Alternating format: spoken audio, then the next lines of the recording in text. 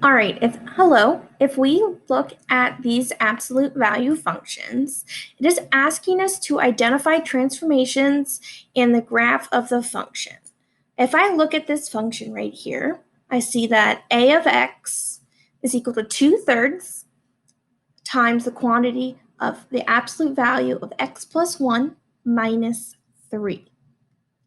We know that the parent function is y equals the absolute value of x. That starts in the origin, just like this dashed absolute value equation, with a factor of positive 1. The vertex of our parent function is 0, 0. The generic formula for an absolute value function is y equals a times the absolute value of x minus h plus k. And h plus k is just our vertex, h comma k. Now, if we look at the formula, it is x minus h. So what I always like to do is rewrite my function so that it has x minus. And we notice here in the original equation, it's a plus. And in order for a minus to become a plus, it has to be negative times negative. So it's minus minus 1 minus 3. To find out my vertex, we know that h is going to be whatever is attached behind the x minus.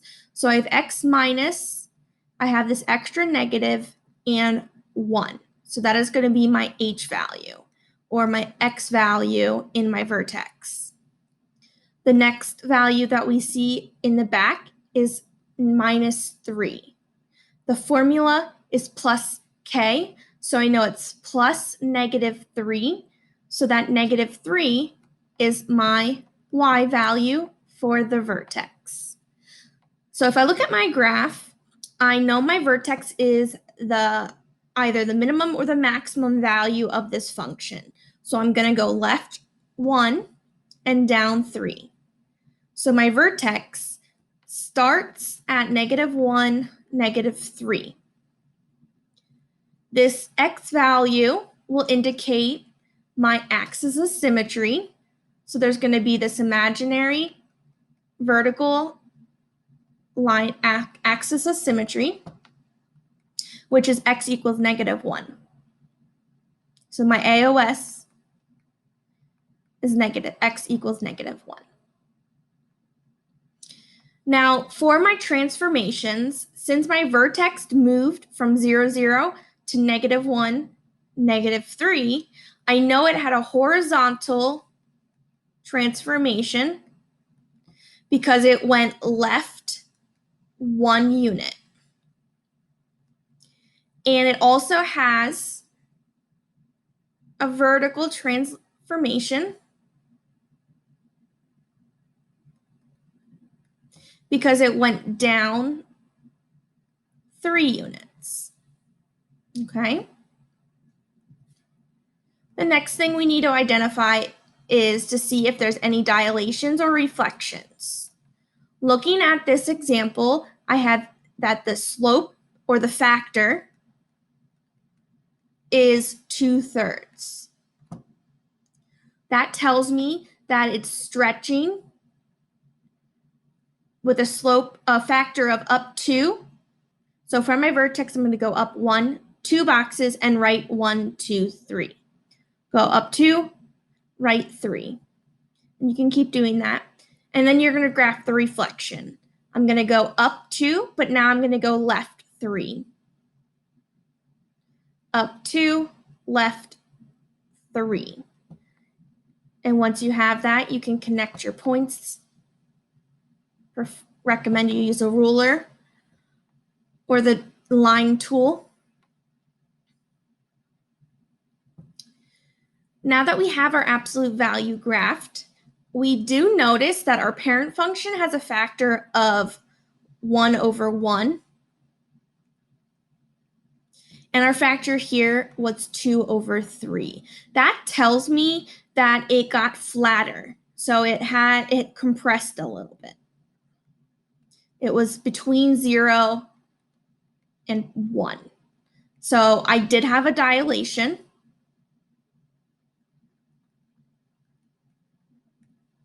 And we can say that it compressed at a 2 to 3 ratio or factor. All right. Now, the part that most people get stuck on is thinking about your domain and range. If I look at my x value, I see there are no fractions where there's a variable in the denominator. So I have no restrictions for x in terms of having 0 in the denominator. I also notice there's no square roots. So there's also no restrictions because we can't take the square root of a negative number. So there are no restrictions in terms of what x value we input into this function, because no matter what number we plug into this function, we're always going to have an output of a real number. So what we're going to say for our domain is we can say it's all real numbers, or you can put it in interval notation and say it goes on forever from negative infinity to positive infinity.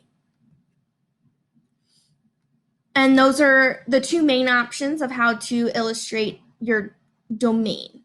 So my input is all real numbers, or we can say it's negative infinity to positive infinity.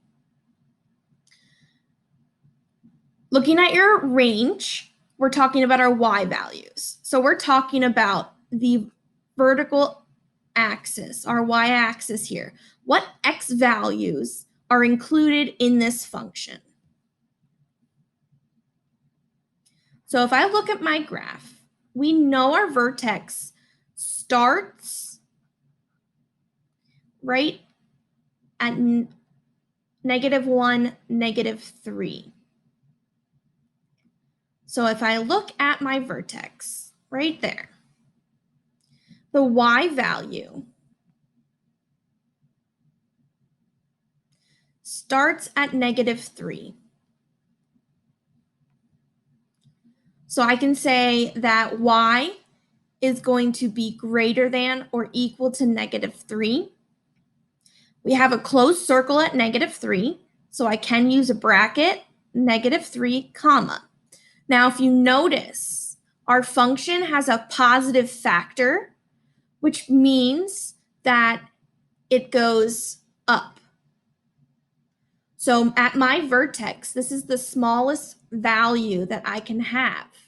We have a minimum for our vertex. So the smallest y value that we're going to get as an output is going to be -3. And then every other output that we get is going to be bigger. So it's going to be starting from -3 all the way to positive infinity. And since infinity is irrational, goes on forever, can't put it in my pocket, I'm going to put a parenthesis. Or you can put it as an inequality and say y is greater than or equal to -3. So that is how you do your range. So if I just quickly graph the second one, we have a vertex of +4 plugged in and +5. So my vertex, I'm going to go right 4, up 5. And my factor is -2/1.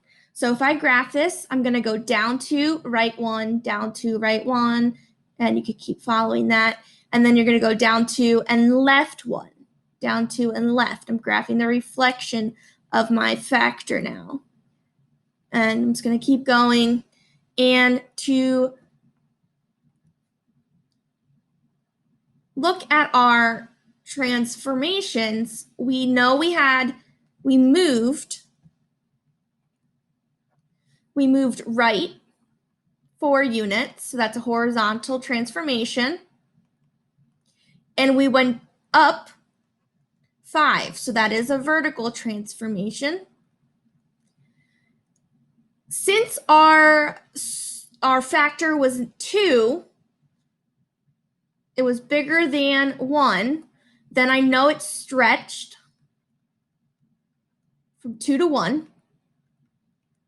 So that means it had a dilation. It also is negative. So since it's negative, we also have a reflection. All right. So that had 4 different types of transformations. We went right, we went up, so horizontal, vertical, it stretched out, it got taller and taller and thinner. So it had a dilation and it had a reflection. It flipped across the x-axis. Now what we're gonna do is do our domain. We know that I can plug in any value that I want on the x, talking about the x-axis or my number line in terms of my input. So once again, it's all real or negative infinity to positive infinity. There are no restrictions in terms of fractions with a variable in the denominator or a square root with a variable inside. And if you notice, these arrows go forever and ever and ever to the right and to the left. So all real numbers work for my domain. My range, we start with the y value of positive 5. So the first y value that I see is my y value in my vertex, positive 5. Now, the difference between this one is we notice it goes down. So instead of it being greater than or equal to, it's going to be less than. So it's going to be y is less than or equal to positive 5, because any output that I have is going to be 5, and any number smaller than that. The other way you could do it is it goes forever to negative infinity, and the highest it goes is to positive 5. So you're going to flip your order and have the negative infinity comma positive 5. And that's how you do your range for absolute value functions.